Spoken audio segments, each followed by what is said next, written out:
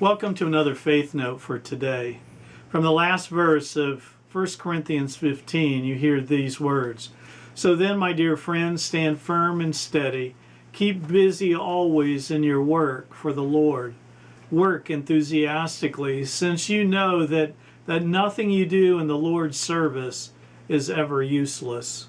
In a former parish, a church member attended every funeral held for a church member and or their immediate family members.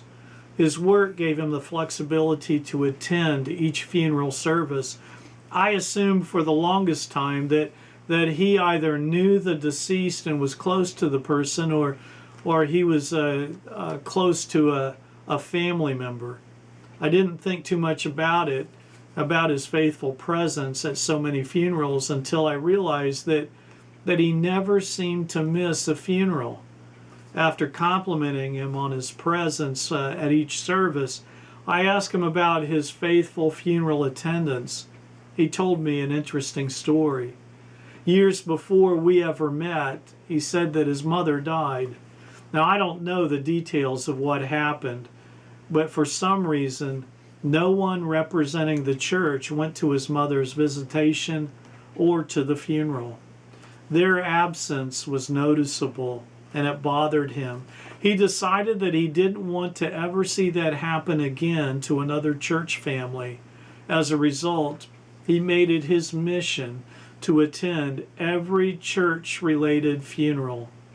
You know, some people would have reacted differently.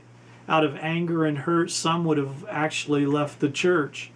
I don't know that he ever told others what had happened.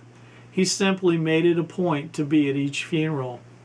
He made certain the local church was always represented by his presence. All of us experience hardship, heartache, and disappointment. People will disappoint us along the way, sometimes unintentionally. The real question is not what happened, but how we respond to disappointment and hurt. You know, I have been inspired by his story and his commitment to attend so many funerals. I'm not suggesting that that's something that you need to do, but I will ask you this. How have you taken a personal hurt and transformed it into a blessing for others? Thank you for watching this Faith Note for today. I'll close with these words from Colossians chapter 3. Whatever you do, work at it with all your heart, as though you were working for the Lord and not for people.